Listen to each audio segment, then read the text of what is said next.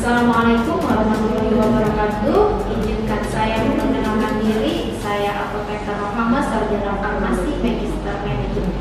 Saya adalah salah satu dosen penggabung di Universitas Sarimulia, program studi Sarjana Farmasi. Pada kesempatan ini saya akan memaparkan salah satu mata kuliah yang saya ambil, yaitu pengembangan obat asli Indonesia. Sebagai dosen, saya sudah menerapkan tridharma perguruan tinggi, yaitu pengajaran, penelitian, dan pengabdian. Pada pengajaran, salah satu metode yang saya terapkan yaitu SCL atau Student Centered Learning, di mana metode ini menggunakan pendekatan pembelajaran yang menempatkan mahasiswa sebagai subjek aktif dalam proses pembelajaran, di mana dosen berperan sebagai fasilitator atau pembimbing. Pada prinsipnya, mahasiswa terlibat aktif dalam proses pembelajaran, baik secara individu maupun kelompok. Melalui tugas dan proyek yang diberikan, mereka diberi kesempatan untuk berpartisipasi, bertanya, dan berkolaborasi sesama mahasiswa. Mahasiswa diajak bekerja sama dalam kelompok untuk memecahkan masalah, berdiskusi, dan belajar pengalaman satu sama lain. Sebelum masuk ke sistem pembelajaran yang saya terapkan, terlebih dahulu saya akan menjelaskan mata kuliah yang saya bawakan, yaitu pengembangan obat asli Indonesia. Mata kuliah ini merupakan mata kuliah teori wajib program studi. Mata kuliah ini berada di semester 8 dengan bobot SKS 2 SKS. Mata kuliah pengembangan obat asli Indonesia ini mengkaji yang pertama adalah prinsip dasar pengembangan dan legalisasi produk berbasis bahan alam, yang kedua konsep dasar obat herbal, yang ketiga standarisasi obat tradisional berbasis CPOTB, yang keempat manfaat herbal untuk meningkatkan sosial ekonomi di masyarakat, yang kelima konsep dasar pengemasan sediaan obat tradisional, yang keenam prinsip efikasi dari keamanan obat, dan yang terakhir adalah kebijakan serta regulasi terkait obat asli Indonesia. Di sini saya akan menjelaskan capaian pembelajaran lulusan atau yang sering disebut sebagai CPL, di mana CPL ini kemudian menurunkan capaian pembelajaran mata kuliah atau yang sering disebut sebagai CPMK. Kemudian CPMK akan menurunkan sub CPMK. Adapun capaian pembelajaran tersebut terdiri dari 4 aspek. Yang pertama adalah sikap, yang kedua pengetahuan, yang ketiga keterampilan umum, dan yang keempat adalah keterampilan khusus. Untuk sikap, yang pertama berkontribusi dalam peningkatan mutu kehidupan bermasyarakat, berbangsa, bernegara, dan kemajuan peradaban berdasarkan Pancasila. Kemudian aspek kedua yaitu pengetahuan, di mana memahami konsep mata kuliah dasar sehingga dapat digunakan sebagai dasar pengembangan sains dan teknologi dalam bidang farmasi. Aspek yang ketiga yaitu keterampilan umum, di mana mampu mendokumentasikan, menyimpan, mengedit, mengamankan, dan menemukan kembali data dan informasi untuk keperluan pengembangan hasil kerja di bidang farmasi. Kemudian aspek yang terakhir yaitu keterampilan khusus, mampu menelusur, menganalisis secara kritis, mengorganisasikan obat herbal berstandar dan hukum farmasi. Dari sub CPMK kemudian dibagi menjadi 14 kali pertemuan dan tidak termasuk UTS dan UAS. Kemudian dari capaian pembelajaran lulusan diturunkan menjadi capaian pembelajaran mata kuliah atau yang sering kita sebut sebagai CPMK. Terdapat 4 CPMK. Yang pertama yaitu mahasiswa mampu memahami peran pengembangan obat asli Indonesia sebagai bentuk kontribusi dalam pengembangan produk kearifan lokal. Kemudian CPMK yang kedua, mahasiswa mampu memahami penggolongan obat herbal di Indonesia. Kemudian CPMK yang ketiga, mahasiswa mampu memahami alur pengembangan obat tradisional berdasarkan CPOTB. Dan CPMK yang terakhir yaitu mahasiswa mampu mengevaluasi kemasan produk obat tradisional yang legal dan dapat diterima oleh masyarakat. Untuk mendukung pembelajaran di kelas, saya menggunakan berbagai literatur, meliputi peraturan, pedoman, serta regulasi yang berlaku, buku, dan jurnal penelitian yang mendukung materi yang saya bawakan. Untuk membantu proses pembelajaran, saya menggunakan platform LMS atau Learning Management System. Pada platform tersebut, mahasiswa dapat melihat RPS, materi, serta pengumpulan tugas maupun proyek yang diberikan. Proses penilaian yang saya berikan terhadap mahasiswa bersifat objektif, berdasarkan kemampuan mahasiswa itu sendiri. Adapun poin-poin penilaian beserta rubrik telah saya paparkan di dalam RPS, sehingga dapat dilihat oleh mahasiswa dan mahasiswa dapat mengetahui proses penilaian yang saya berikan bersifat transparan dan objektif. Adapun bobot-bobot penilaian yang saya berikan meliputi terbagi menjadi beberapa. Yang pertama adalah aktivitas partisipatif sebesar 10%, kemudian proyek sebesar 40%, tugas sebesar 20%, dan ujian menggunakan CBT sebesar 30%, sehingga total secara keseluruhan adalah 100%. Demikian paparan aspek-aspek pembelajaran yang saya berikan, meliputi delivery atau penyampaian materi, kemudian interaksi bersama mahasiswa, dan yang terakhir adalah proses penilaian. Selanjutnya, saya akan memberikan proses pembelajaran yang saya lakukan di kelas dengan micro teaching secara luring, yaitu mata kuliah pengembangan obat asli Indonesia. Selamat menyaksikan. Assalamualaikum warahmatullahi wabarakatuh. Waalaikumsalam warahmatullahi wabarakatuh. Selamat pagi, salam sejahtera. Oke, baik. Bagaimana kabarnya hari ini? Baik. Sudah sarapan dulu? Sudah. Sarapan ya, jangan lupa. Baik, sebelum memulai perkuliahan seperti biasa, kita berdoa dulu. Silakan dipimpin doanya. Sebelum memulai kegiatan akademik kita ini, saya berdoa kepada masing-masing berdoa.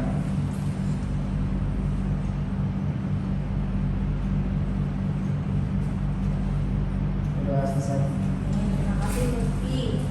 Semoga kegiatan kita hari ini bisa dilancarkan ya. Sebelumnya seperti biasa kita absen dulu. Silakan handphonenya dibuka.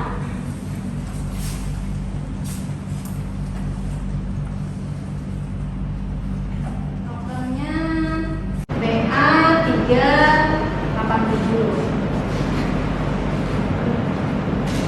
Sudah?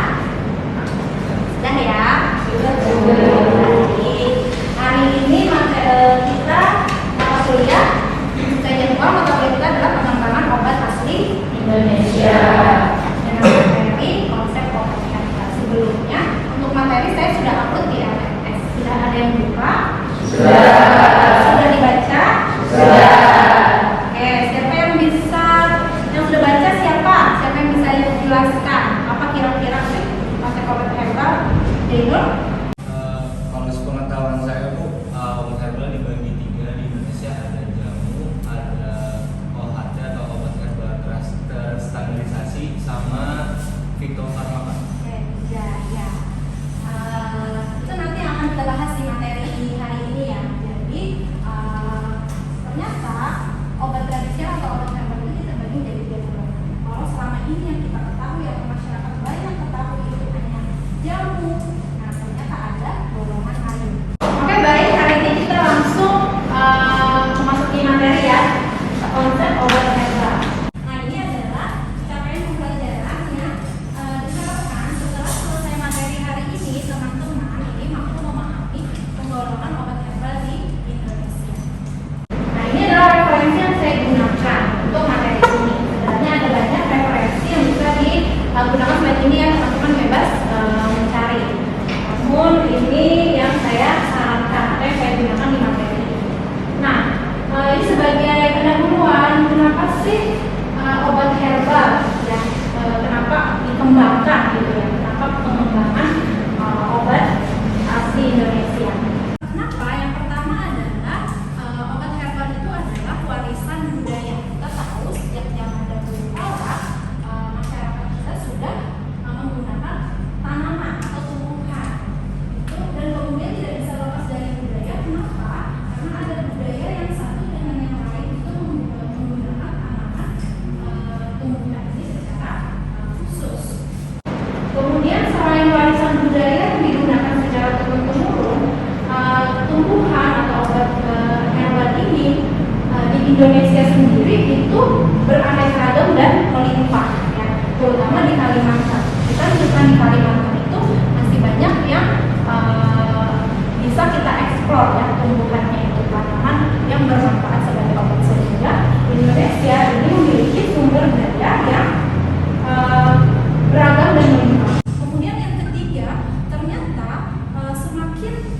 sini obat herbal ini memiliki potensi ekonomi.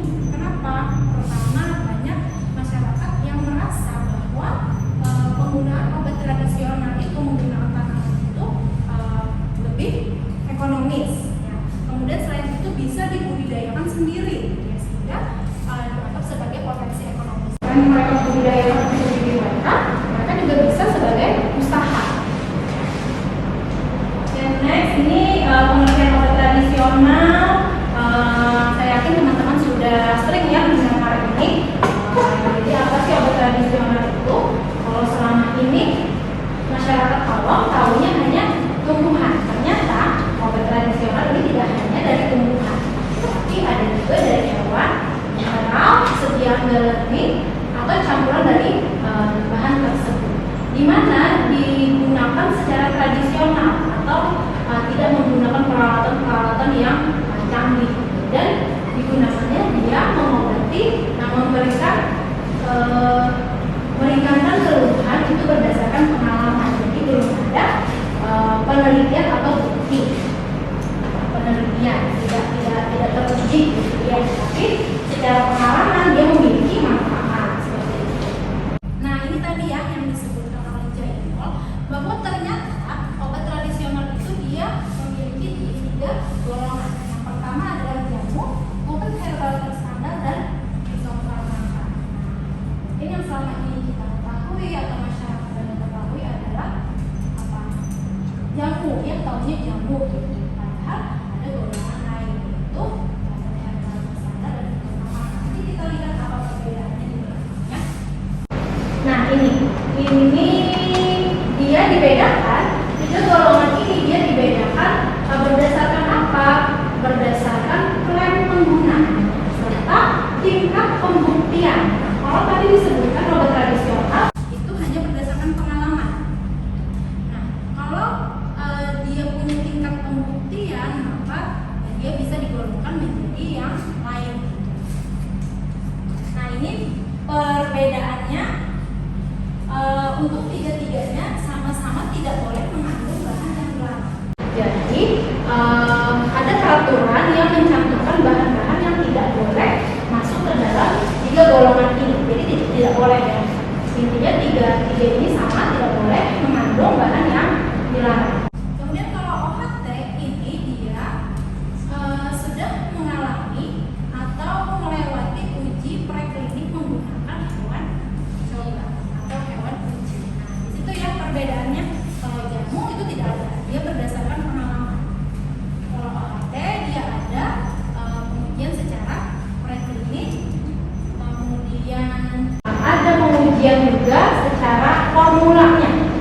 Biasanya kalau misalkan dia sirup, kapsul, nah itu ada pengujian secara formulanya di sini. Nah kemudian naik ke satu tingkatan yaitu fitofarmaka. Fitofarmaka ini adalah tingkatan obat tradisional yang paling tinggi. Dia kelasnya sama seperti obat sintetik. Kenapa? Karena dia di sini sudah melewati uji klinik ke manusia, baik manusia yang sehat maupun manusia yang sakit. Itu bedanya ya. Nanti bisa membedakan ya untuk 3 golongan ini. Ini obat tradisional yang pada umumnya biasanya yang digunakan itu adalah yang dalam bentuk sederhana. Misalkan ini dia bentuknya serbuk, jadi cukup diseduh. Kemudian dia harus tadi ya digunakan secara turun-temurun.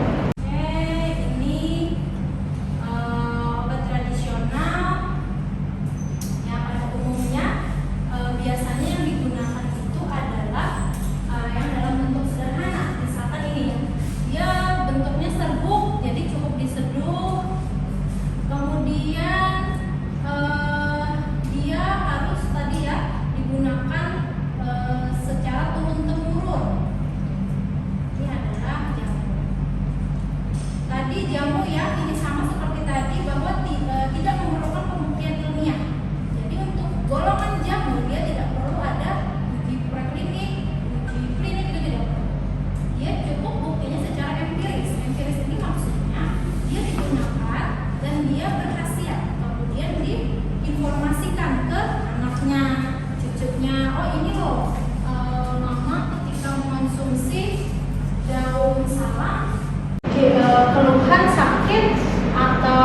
hipertensinya berkurang.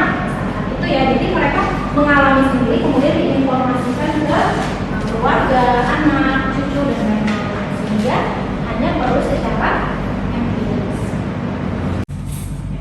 Untuk jamu ini sama ya. Nah ini perbedaannya juga dari logo. Jadi logo ini kita bisa melihat di kemasannya. Oh ini ternyata jamu. Oh ini ternyata obat herbal terstandar. Oh ini fitofarmaka. Jadi dari kemasan kita mendapat informasi bahwa penggolongannya tersebut. Ya. Ini sama ya, jamu dia harus aman konsumsi walaupun tidak ada pengujian, dia tetap harus aman. Klaimnya hanya berdasarkan data empiris, mutunya juga harus memenuhi, dan belum ada standarisasi. Ini kategori jamu biasanya digunakan secara turun-temurun atau 3 generasi, bertahan minimal 180 tahun ya. Jamu bisa dinaikkan menjadi OHT atau fitofarmaka, maka dia harus memenuhi apa tadi? Pengujian apa? Klinis, apa lagi? Uji klinis ya. Jadi harus naik ke harus melewati pengujian tadi baru dia bisa naik ke OHT dan fitofarmaka. Nah ini contoh-contoh jamu ya, ini ada banyak sekali ya, tidak hanya ini. Silakan nanti teman-teman explore sendiri ya. Ini logonya terutama seperti ini. Logonya dia menggambarkan apa ini? Daun ya, karena dia berasal dari alam. Ya, logonya pun daun. Nah, kemudian untuk OHT, tadi apa? Kuncinya OHT dia harus melewati praklinis. Sama seperti tadi ya. Nah, ini untuk logonya dia bintang 3, bukan bintang 7 ya. Bintang 3. Jadi sudah mulai kompleks artinya ya. Kenapa? Karena dia sudah melalui pengujian dan bahan bakunya pun sudah distandarisasi. Nah ini contohnya, sering ya, sering melihat atau pernah menggunakan. Ini ternyata itu adalah HP ya. Ada yang baru tahu atau sudah lama tahu? Nah ini fitofarmaka, tadi apa kata kuncinya fitofarmaka? Uji klinis kepada manusia, baik yang sehat maupun yang sakit. Dia tingkatannya sama seperti obat sintetik. Jadi sebenarnya dia ini bisa diresepkan oleh dokter, dan dia sudah diberikan ke manusia. Ini logonya. Nah ini logonya dia sudah sangat kompleks artinya. Kenapa? Karena sudah ada pengujian ke manusia, kemudian bahan bakunya distandarisasi. Nih tadi yang disebutkan, dia paling tinggi baik kualitas maupun keamanannya karena pengujiannya yang kompleks, panjang, proses penelitiannya panjang, dan siap diresepkan oleh dokter. Ini fitofarmaka sama kayak tadi ya. Ini sama. Nah ini contohnya fitofarmaka, produk fitofarmaka. Jadi dia sama seperti obat sintetik. Jadi dia bisa diresepkan oleh dokter. Nah ini dampak positif. Jadi dampak positif atau ke lingkungan. Banyak masyarakat yang merasa bahwa penggunaan obat tradisional dan jamu itu memiliki efek samping yang lebih sedikit. Kemudian satu tanaman atau satu obat tradisional itu memiliki banyak khasiat. Misalkan saja kunyit. Kunyit ini ternyata bisa untuk pegal lindung, bisa juga untuk eksim. Contoh lagi jahe merah, bisa untuk pilek, bisa untuk sakit pinggang. Beda ya dengan misalkan kita obat sintetik, misalkan simvastatin, bisa untuk apa? Ringan, kolesterol, bisa untuk diabetes, nggak bisa ya. Nah itu salah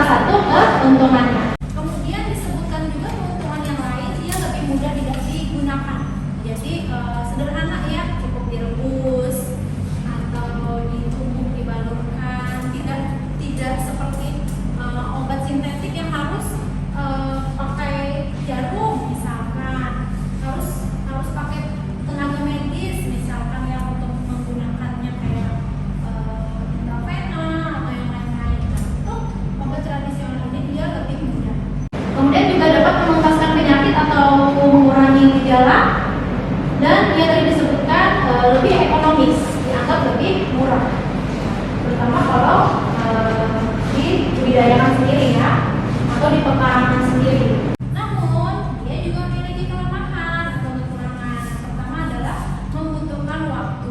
Jadi memang waktunya lebih lambat. Tapi teknologi kita tahu dia berkembang ya. Sekarang banyak teknologi yang lebih cepat, lebih nano, apa gitu ya.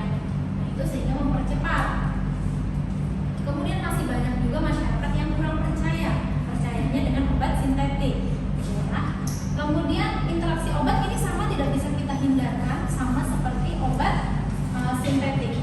Misalkan kunyit ini dengan obat pengencer darah, dia berinteraksi. Interaksi ini bisa sinergis, bisa antagonis ya. Jadi misalkan kunyit tadi untuk apa?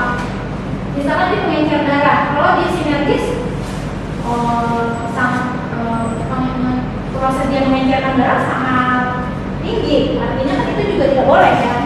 Tapi kalau dia berlawanan, maka efek obat yang diharapkan jadi tidak ada. Itu ya, jadi bagaimana kita mensiasatinya kalau ada interaksi obat seperti ini? Dari seorang farmasi bisa kita edukasi dengan pemberian berjeda ya. Kalau misalkan memang ini harus digunakan, maka bisa kita jeda, kita hitung tes setengahnya berapa. Saya yakin teman-teman sudah hafal gitu ya. Oke, nah ini pengembangannya sama seperti tadi ya. Jamu ini bisa dinaikkan ke OHT, kemudian bisa dinaikkan ke fitofarmaka dengan ditambah ke penelitian atau penelitian yang diperlukan. Oke, ini menurut peraturan bisa dibaca sendiri. Ini bentuk-bentuknya, bentuk fitofarmaka. Jadi dia memang lebih banyak bentuknya, bisa pil, sirup. Ini prioritas pengembangan. Ini jenisnya yang bisa dikembangkan jadi fitofarmaka. Kenapa? Jadi tidak bisa sembarang obat tradisional kita kembangkan ke fitofarmaka. Kita harus melihat prioritas. Apakah tanaman ini banyak kita punya? Kalau ternyata di Indonesia dia langka, untuk apa? Nanti susah kita mau memproduksi. Kita harus beli ke luar negeri kan jadi mahal. Kemudian selain dari sumbernya, dari penyakitnya, apakah penyakit ini banyak diderita? Atau jangan-jangan penyakit ini juga jarang-jarang ada untuk saya. Maka dari itu bukan prioritas ya. Kalau penyakitnya jarang, penyakitnya jarang diderita, itu berarti bukan prioritas untuk naik ke fitofarmaka. Jadi penyakitnya harus penyakit yang prevalensinya tinggi terjadi, sehingga penggunaan fitofarmaka juga bisa lebih tinggi. Oke, demikian materi yang saya sampaikan hari ini. Demikian ya materi yang saya sampaikan hari ini. Sebelumnya dari yang materi yang saya sudah sampaikan tadi, ada yang bisa merangkum enggak? Kira-kira dari 3 golongan tadi, apa sih perbedaannya? Tidak?